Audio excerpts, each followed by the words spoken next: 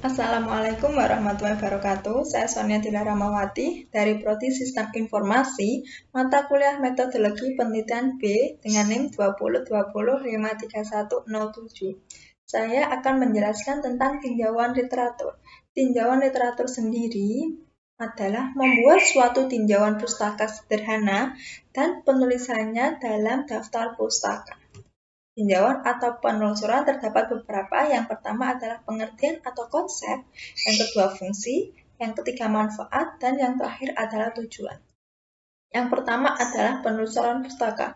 Terdapat beberapa sub-sub diantaranya. Literatur review berisi tentang uraian teori, temuan, dan bahan penelitian lain yang diperoleh dari bahan acuan untuk dijadikan landasan kegiatan penelitian. Uraian dalam literatur review ini diarahkan untuk menyusun kerangka pemikiran yang jelas tentang pemecahan masalah yang sudah diuraikan pada perumusan masalah. Yang kedua, penelusuran pustaka berguna untuk menghindari duplikasi dari pelaksanaan penelitian yang telah dilakukan sebelumnya, sehingga akan dapat mudah diketahui penelitian apa yang pernah dilakukan.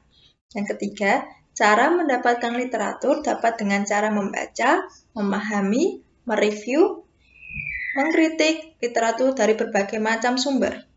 Tinjauan literatur sangat penting peranannya bagi membuat suatu tulisan atau karangan ilmiah, di mana tinjauan literatur memberikan ide atau tujuan tentang topik penelitian yang akan dilakukan. Yang keempat, penulisan literatur review berisi ulasan, rangkuman, dan pemikiran penulis tentang beberapa sumber pustaka. Dapat berupa artikel, buku, slide, informasi yang didapat dari internet, dan lain sebagainya. Tentang topik yang akan dibahas dan biasanya ditempatkan pada awal bab.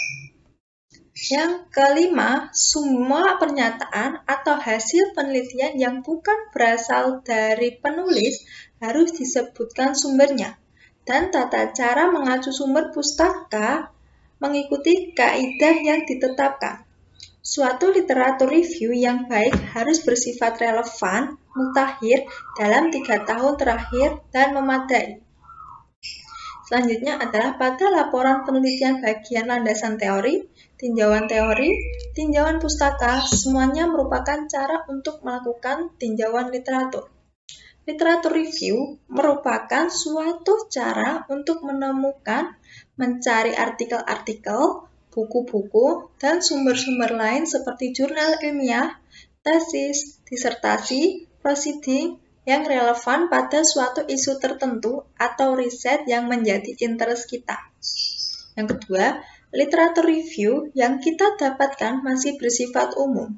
Yang ketiga, merupakan suatu kerangka, konsep, atau orientasi untuk melakukan analisis dan klasifikasi fakta yang dikumpulkan dalam penelitian yang dilakukan.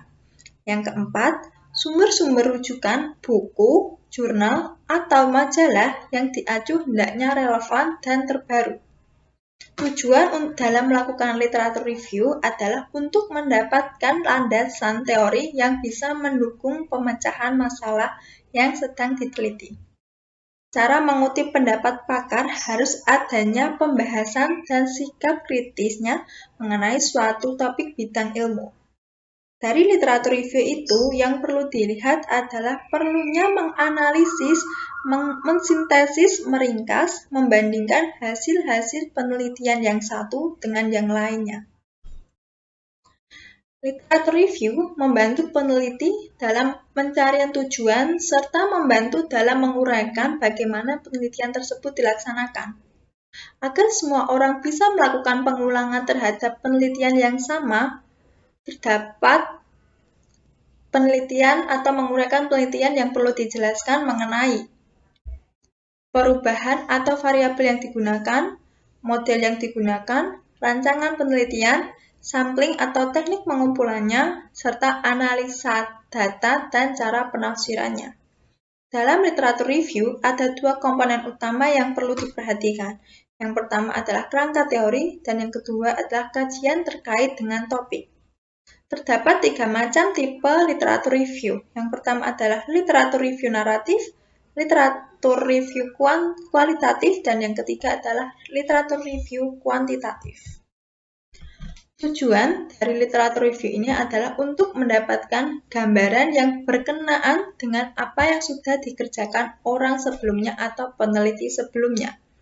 Gambaran itu terkait dengan isu yang ingin diteliti, namun hal yang perlu diingat adalah jangan membahas isu yang sudah kadaluarsa. Ada beberapa isu yang teorinya muncul di tahun yang lalu, artinya bila kita mereview literatur, mulailah mengacu pada teori atau mereview dari tahun terbaru. Yang kedua adalah aspek-aspek utama dalam literatur review. Terdapat 3 aspek utama. Yang pertama, survei artikel. Yang kedua, berikan evaluasi. Yang ketiga, mendapatkan masukan. Berikut terdapat beberapa hal-hal yang terkait mengenai literatur review. Yang pertama, apa yang menjadi masalah dan kenapa masalah itu penting untuk dipecahkan. Yang kedua, apakah masalah tersebut telah ditemukan? Yang ketiga, mulailah menetapkan permasalahan sesimpel mungkin atau sesederhana mungkin yang kita bisa. Yang keempat, apakah metodologi penelitian sudah dimulai? Yang kelima, bagaimana mendapatkan dan manipulasi data? Yang keenam, sudahkah data yang dimanipulasi tersebut diinterpretasikan? Yang ketujuh, apakah kontribusinya terhadap penelitian yang akan dilakukan? Kedelapan, apakah kesimpulan yang bisa diambil terkait dengan permasalahan menjawab dari permasalahan yang terjadi? Dan yang terakhir adalah apakah kesimpulan yang dibuat sudah cukup menjawab dari problem yang ada? Ketiga adalah perlunya melakukan literatur review. Mengapa kita perlu melakukan literatur review dan kenapa? Yang pertama, menempatkan posisi pekerjaan kita pada posisi relatifnya. Yang kedua, menggambarkan keterhubungan antara suatu penelitian dengan penelitian lainnya yang terkait dengan point of interest kita. Yang ketiga, mengidentifikasikan cara lain untuk menginterpretasikan dan menemukan kesenjangan yang akan dikumpulkan dalam proses case analis. Yang keempat, mengkritisi di antara penelitian-penelitian sebelumnya agar mudah untuk melihat pertentangannya. Yang kelima adalah menjadi titik poin dan menjadi dasar kita untuk penelitian berikutnya. Yang keenam, dapat menggambarkan visi of puzzle milik orang lain yang akan menggambarkan signifikan of the problem. Yang ketujuh, dapat mengevaluasi milik kita tentang prinsip originality yang terlihat pada metodologi yang sesuai dengan pemecahan masalah. 4 adalah elemen-elemen dalam literatur review. Beberapa elemen yang terdapat dalam literatur review. Yang pertama adalah menggambarkan subjek penelitian, isu dan teori secara objektif. Yang kedua, divisi dari literatur review dimasukkan dalam kategoris. Yang ketiga, menjelaskan bagaimana dari setiap literatur review kesamaan dan bagaimana variasinya dari yang lain. Dan yang keempat, membuat kesimpulan dari setiap bagian, seperti memberikan masukan dari berbagai argumen untuk memahami dan mengembangkan area penelitian. Yang kelima adalah langkah-langkah literatur.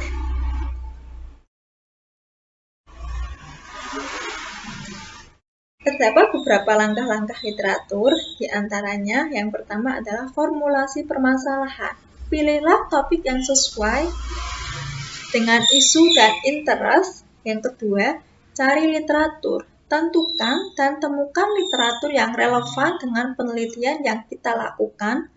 Yang ketiga, evaluasi data. Lihat apa saja kontribusinya terhadap topik yang kita bahas, dan temukan sumber data yang tepat sesuai dengan yang dibutuhkan untuk data kuantitatif. Yang keempat, analisis data dan interpretasikan. Yang keenam adalah cara-cara literatur. Cara-cara literatur untuk mereview sebuah literatur dapat menggunakan berbagai cara. Di antaranya adalah mencari kesamaan atau compare. Yang kedua adalah mencari ketidaksamaan. Yang ketiga, memberikan pandangan. Yang keempat, membandingkan. Dan yang terakhir adalah meringkas. Hal terpenting dalam membuat literatur review adalah fitur yang utama dalam membangun teori berupa perbandingan antara konsep, teori, dan hipotesis literatur yang ada. Yaitu yang selanjutnya adalah kunci utama dari proses ini adalah melihat sebanyak-banyaknya literatur yang ada. Dalam proses ini dicari persamaan, perbedaan yang terjadi antara literatur yang satu dengan literatur yang lain. Hal tersebut dimaksudkan untuk menginterpretasikan penelitian yang akan kita lakukan dibandingkan dengan penelitian terdahulu yang disajikan dalam konteks yang berbeda. Yang terpenting adalah setiap bahan pustaka yang diambil dari literatur harus dicantumkan dari sumbernya. Yang ketujuh adalah sumber literatur review. Sumber-sumber literatur review adalah paper atau yang dipublikasikan dalam jurnal nasional dan internasional. Jurnal biasanya digunakan sebagai bahan sitiran utama dalam melakukan penelitian, karena jurnal memuat suatu informasi yang baru yang bersifat spesifik.